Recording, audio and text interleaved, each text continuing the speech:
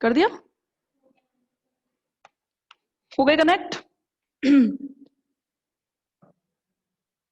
Spectrum रेखाओं की तीव्रता की बात करेंगे तो देखना, एक्चुअली मैं थोड़ी सी मैं मतलब किस तरीके से स्पेक्ट्रम रेखाओं की तीव्रता हम ज्ञात कर सकते हैं। माना ये मेरी कोई ग्राउंड स्टेट है, ये मेरी माना एक्साइटेड स्टेट है, ठीक। प्रारंभ में अणुओं के पाए जाने की प्रायिकता सबसे ज्यादा कहां होगी? ग्राउंड स्टेट, यहां सबसे ज्यादा अणु पाए जाएंगे, ऐसे, ठीक है। ध्यान रखना, किसी भी स्पेक्ट्रम की तीव्रता अणुओं के कहां उपस्थित होने पर, क्या ग्राउंड स्टेट से कोई तीव्रता मिलेगी मुझे? अरे क्या मतलब है, ग्राउंड स्टेट में तो वैसे ही रहते हैं, तो इसका मतलब तो फिर स्पेक्ट्रोस्कोपी का अध्ययन करने का कोई मतलब ही नहीं है। जब ग्राउंड स्टेट में इलेक्ट्रॉन पड़े हुए हैं तो काय को उन्हें एक्साइटेड करा रहे हैं? किसी भी चीज की पर्टिकुलर डिपेंडेंस डिपेंड करती है कि मुझे इन अणुओं को यहां से एक्साइट करा के ग्राउंड से एक्साइटेड में भेजना है। तो जब भी किसी स्पेक्ट्रम की तीव्रता जो डिपेंड करेगी वो डिपेंड करेगी एक्साइटेड स्टेट में उपस्थित अणुओं के आधार पर। जितने उत्तेजित अवस्था में इलेक्ट्रॉन प्रेजेंट होंगे उतनी ही स्पेक्ट्रम रेखा की तीव्रता अधिक होगी। जब मैंने बात की तो प्रारंभ में अणुओं की तीव्रता कम होगी, सॉरी स्पेक्ट्रम रेखाओं की तीव्रता कम होगी, क्योंकि सबसे ज्यादा ग्राउंड स्टेट में कहां पाए जाएंगे? जैसे धीरे धीरे धीरे धीरे धीरे धीरे धीरे धीरे धीरे करके इलेक्ट्रॉन एक्साइटेड स्टेट में पहुंचने लगेंगे, यानी कि यहां अणु है, ऐसे मिटा के दिखाऊंगी, ये 5 अणु लिए हैं मैंने, यहां एक भी नहीं है फिलहाल में। मैंने क्या बोला? स्पेक्ट्रम रेखाओं की तीव्रता डिपेंड करेगी कि अणु यहां कैसे पहुंचा, कितनी देर में पहुंचा। जैसे यहां मॉलिक्यूल है, अभी स्पेक्ट्रम रेखाओं की तीव्रता बिल्कुल कम। जैसे एक अणु एक्साइटेड होके यहां पहुंचा, ये अणु यहां से बिटाओ, स्पेक्ट्रम रेखाओं की तीव्रता हल्की सी बढ़ने लगी। दूसरा फिर पहुंचा, फिर बढ़ने लग गई। तीसरा फिर पहुंचा, चौथा पहुंच गया, और लास्ट में 5वां पहुंच गए, ठीक है। स्पेक्ट्रमी रेखाओं की तीव्रता बढ़ती जाएगी, और एक टाइम क्या ऐसा नहीं आएगा कि स्पेक्ट्रमी रेखाओं की तीव्रता मैक्सिमम हो जाएगी? होगी। 5 अणु जिस जगह पर पहुंचेंगे उस जगह पर स्पेक्ट्रम रेखाओं की तीव्रता मैक्सिमम होगी। और अब ये पहुंच गए तो इन्हें वापस भी तो आना है, कि यहीं बैठे रहेंगे, अपने घर तो लौटेंगे, और अपने घर जब लौटेंगे एक एक करके तो स्पेक्ट्रम रेखाओं की तीव्रता वापस से कम होने लगेगी। क्या ये डायग्राम इस तरीके से नहीं बनाऊंगी? स्टार्टिंग में छोटी, फिर बड़ी, फिर बड़ी, फिर बड़ी, फिर बड़ी, मैक्सिमम मान लिया मैंने ये है। वापस लौटो, छोटी, फिर और छोटी, फिर और छोटी, और ये लास्ट में आके मैक्सिमम। ये जो मैक्सिमम तीव्रता होती है ये स्पेक्ट्रमी रेखाओं की मैक्सिमम तीव्रता कहलाती है, और इसे कहते हैं जे मैक्सिमम। इसके कैलकुलेट करने का एक फॉर्मूला है, वो याद रहना चाहिए, क्योंकि वो कभी कभी स्पेक्ट्रमी रेखाओं की तीव्रता के बारे में पूछता है। वो ये है √2 KT अपॉन √2 माइनस के 1/2। जहां जहां के बोल्ट्जमान नियतांक है, T परम ताप है, B घूर्णन स्थिरांक है, H प्लांक कांस्टेंट है, और C प्रकाश का वेग है। ये इस तरीके से स्पेक्ट्रमी रेखाओं की तीव्रता आप कैलकुलेट कर सकते हो कि किस प्रकार कैलकुलेट की जाएगी, ठीक है। ये यहां से हम निकालना सीखते, ये बहुत आप देखोगे ना शॉर्ट नोट्स में बहुत बार पूछा है। आप सोचोगे इतना सिंपल टॉपिक क्यों पूछ लिया, तो ये तो जो है वो तो है ही है कि स्पेक्ट्रमी रेखाओं की तीव्रता मेन डिपेंड करती है कि एक्साइटेड स्टेट में कितने मॉलिक्यूल्स हैं। जैसे जैसे स्टार्टिंग में ग्राउंड स्टेट में पाए जाएंगे मॉलिक्यूल, तो इसीलिए स्पेक्ट्रमी रेखाओं की तीव्रता कम रहेगी, लेकिन धीरे धीरे इलेक्ट्रॉन्स या मॉलिक्यूल्स एक्साइटेड होके एक्साइटेड स्टेट में जाने लगेंगे, और जब जाने लगेंगे तो पहले एक गया बड़ी, दूसरा गया बड़ी, तीसरी गया बड़ी, सारे पहुंच गए तो मैक्सिमम हो गई, सारे पहुंच गए तो मैक्सिमम हो गई। उसके बाद वापस लौटेंगे तो तीव्रता वापस से क्या होने लग जाएगी, कम होने लग जाएगी। ये होती है स्पेक्ट्रमी रेखाओं की तीव्रता। ये बड़ा सिंपल सा टॉपिक है, पर सिलेबस में दिया हुआ है तो बता दिया है, कोई दिक्कत नहीं है। आगे देखना, बंध लंबाई का निर्धारण। ये छोटे छोटे से टॉपिक हैं जो शॉर्ट नोट्स में पूछता है घूर्णन स्पेक्ट्रोस्कोपी के अंदर। बंध लंबाई का निर्धारण,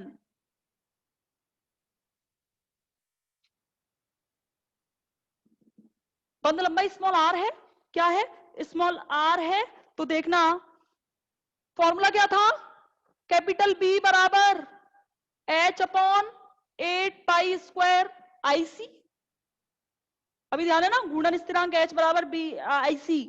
अब देखना यहां से आई का मान थोड़ा थोड़ा याद होगा, क्या था, म्यू आर स्क्वायर। ध्यान है कि नहीं, कल के टॉपिक से ध्यान रखो, आई बराबर म्यू आर स्क्वायर, जहां म्यू क्या है, समानीत द्रव्यमान है। आई का मान यहां रिप्रेजेंट कीजिए, तो बी बराबर क्या आ जाएगा, एच अपॉन 8 पाई स्क्वायर, आई का मान म्यू आर स्क्वायर सी। मुझे बंध लंबाई की वैल्यू निकालनी है, तो आर स्क्वायर को इधर ले जाओ, जो भाग में है वो गुणा में चला जाएगा और जो गुणा में है वो भाग में आ जाएगा, यानी कि आर स्क्वायर का मान आएगा, ये किस में है, गुणा में, ये यहां गया तो ये ऐसे आ जाएगा, H upon 8 pi square mu, B इधर आ जाएगा, आर स्क्वायर, स्क्वायर को हटाओ, अंडर रूट लगा दो, H upon 8 pi square mu. इस फॉर्मूले से हम बंध लंबाई का निर्धारण कर सकते हैं। किसका निर्धारण कर सकते हैं, बंध लंबाई का।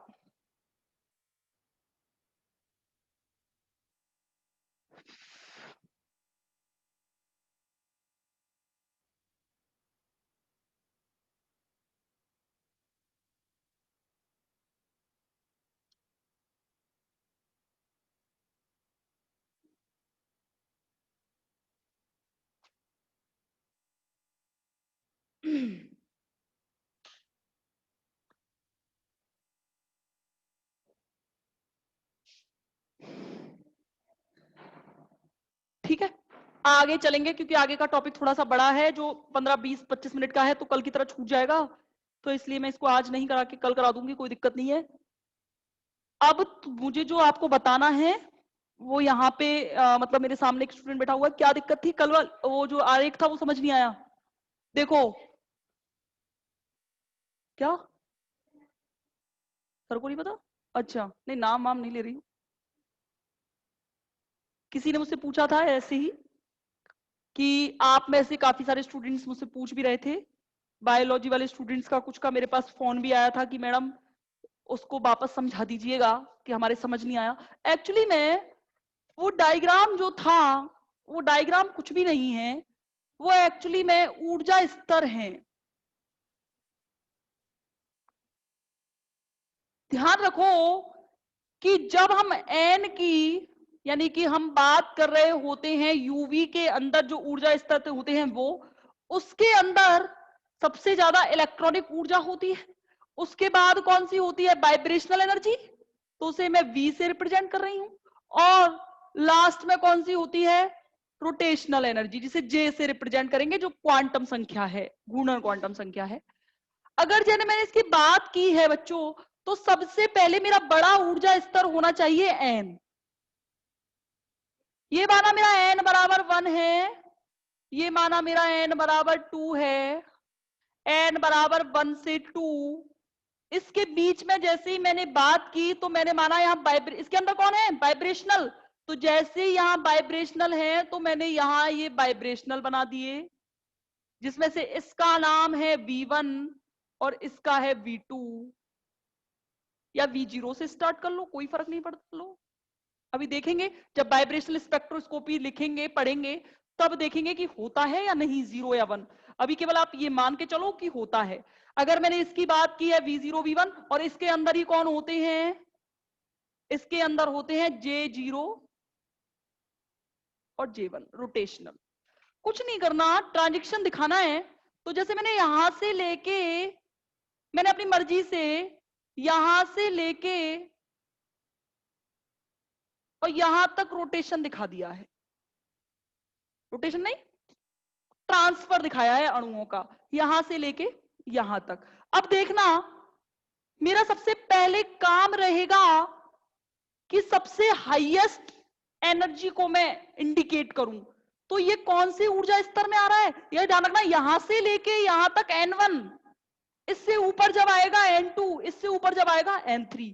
तो ये क्या है, क्या ये N1 नहीं है? तो क्या ये वाला जो ट्रांजेक्शन, ये जो स्तर है, ये क्या नहीं है, E1 है? ई से रिप्रेजेंट कर रही हूं इलेक्ट्रॉनिक एनर्जी को।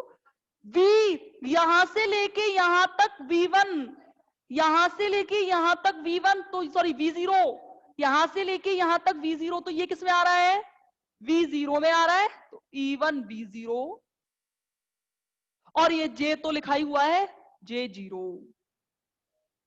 से लेकर कहां तक ट्रांजिशन दिखाना है, से लेकर हमें बताना है कहां तक, यहां तक। ये वाला पॉइंट, ये वाला पॉइंट कैसे डिनोट करेंगे, ये किस में आ रहा है, E1 में, V0 में, और J1 में। ये है बस, इसमें क्या है। अगला, अब जैसे मुझे अगला ऊर्जा स्तर बनाना है तो ऐसे बना सकती हूं, ये है इसका V0, इसका V1, ये तो हो गए V0 और V1, और इसके क्या हो गए, ये J0 J1, और ये यहां से लेके यहां तक N बराबर 3।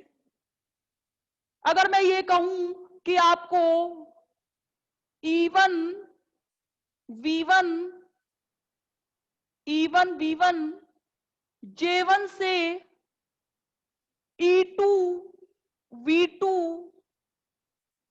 J1 तक,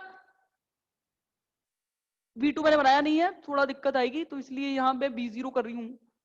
यहां तक मुझे ट्रांजेक्शन दिखाना, तो कैसे दिखाएंगे, E1 में भी कौन सा, V1, E1 V1, और V1 में भी कौन सा, J1, तो ये ले ले, ऊपर भी बनेंगे एक दो घूर्णन इस तरीके से। तो यहां से क्या आ गया, ये J1 से लेकर कहां तक, E2 V0, E2 ये V0 है, और J1 तक E2 V0, ये है एक ट्रांसफर है मॉलिक्यूल्स का। अगला जो मेरा टॉपिक रहेगा वो रहेगा मैक्सवेल के नियम के द्वारा अणुओं का वितरण, और उसके बाद पढ़ेंगे नॉन रिजिड रोटेटर, और एक और बचेगा वो है बंद लंबाई का निर्धारण किस प्रकार करेंगे हम, किस प्रकार समस्थानिक का प्रभाव पड़ेगा बंद लंबाई पर। इसके बाद शुरू करेंगे वाइब्रेशनल स्पेक्ट्रोस्कोपी, और वाइब्रेशनल के बाद स्टार्ट करेंगे रमन। बिल्कुल छोटे छोटे से पार्ट है ये, छोटे छोटे से, इसमें तो रोटेशनल में तो फिर भी बहुत ज्यादा है, फिर भी बहुत ज्यादा है, लेकिन जब हम वाइब्रेशनल में चलेंगे तो बहुत छोटे छोटे से टॉपिक हैं। इसमें तो एक्स्ट्रा पढ़ रहे हो ये आप, ये एक्स्ट्रा पढ़ना पड़ गया आपको। इसके अलावा आपको बंद स्पेक्ट्रम रेखाओं की तीव्रता पढ़नी पड़ जाएगी, मैक्सवेल के वितरण पढ़ना पड़ जाएगा, और मैक्सवेल के अलावा भी आपको एक टॉपिक जो बता रही हूँ समस्थानिक का प्रभाव, बंद लंबाई पर समस्थानिक का प्रभाव, वो पढ़ना पड़ जाएगा। लेकिन इसके बाद वाइब्रेशनल स्पेक्ट्रोस्कोपी में उसकी डेफिनेशन, उसकी एनर्जी, एनर्जी कैलकुलेट करने के बाद सिलेक्शन रूल्स, सिलेक्शन रूल्स के बाद, और लास्ट में हमें पढ़ना पड़ेगा कौन सा, कि इसकी स्पेक्ट्रमी रेखाएं कैसी बनेंगी, और स्पेक्ट्रमी रेखाओं को बनाने के बाद हम लास्ट में पढ़ेंगे एन हार्मोनिक ऑसिलेटर, यानी कि हम पढ़ेंगे वाइब्रेशनल स्पेक्ट्रोस्कोपी से किस प्रकार वेरिएशन दिखाएगा कोई चीज, और फिर शुरू करेंगे रमन। छोटे छोटे सब दो दो दिन की हैं ये स्पेक्ट्रोस्कोपीज, जिसे अब 2 दिन, इसमें एक दिन और लगेगा, कल कल का दिन, कल कल के दिन के अलावा परसों से जैसे वाइब्रेशनल स्पेक्ट्रोस्कोपी स्टार्ट होगी, तो वाइब्रेशनल के साथ 2 दिन, और वाइब्रेशनल के बाद रमन में जरूर 3 या 4 दिन लग सकते हैं, वो रमन स्पेक्ट्रोस्कोपी, और लास्ट में बचेगी आपकी इलेक्ट्रॉनिक यूवी स्पेक्ट्रोस्कोपी, और स्पेक्ट्रोस्कोपी के बाद शुरू करेंगे मॉलिक्यूलर ऑर्बिटल थ्योरी। अब बताओ कोई डाउट्स हैं आप लोगों को, मैडम अनम्यूट कर दीजिए एक बार इन्हें। नोट्स आज मिल जाएंगे, मैडम ने लिख दिया है। एक बार आप लोग सब लोग अनम्यूट हो रहे हो, कोई डाउट्स हैं, कोई बात करनी हो तो बताओ, क्योंकि मैं अब स्टार्ट नहीं कर सकती दूसरा टॉपिक, क्योंकि उसमें टाइम लगेगा 15 या आधा घंटा है मैक्सवेल के, में पूरा समझाना पड़ेगा ढंग से, तो इसलिए मैंने वो स्टार्ट नहीं किया, कल से स्टार्ट कर दूंगी उसे।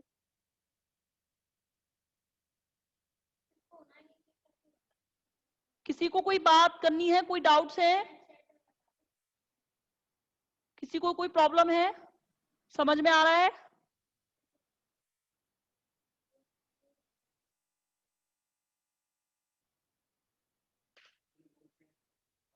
ये मेरे नोट्स हैं। हाँ वो उधर उधर ही ले जाओ इसको, उस आराम से ले लो।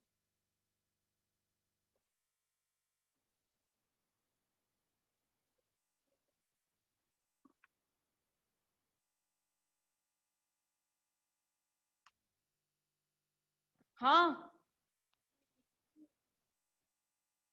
किसी को कोई बात, कोई दिक्कत है तो बताओ। किसी को कोई दिक्कत है?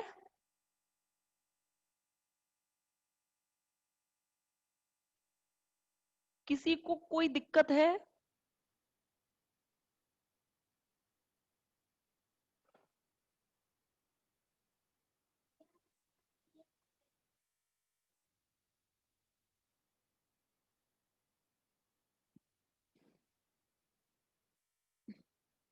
2-3 मिनट। हाँ कर दो एंड।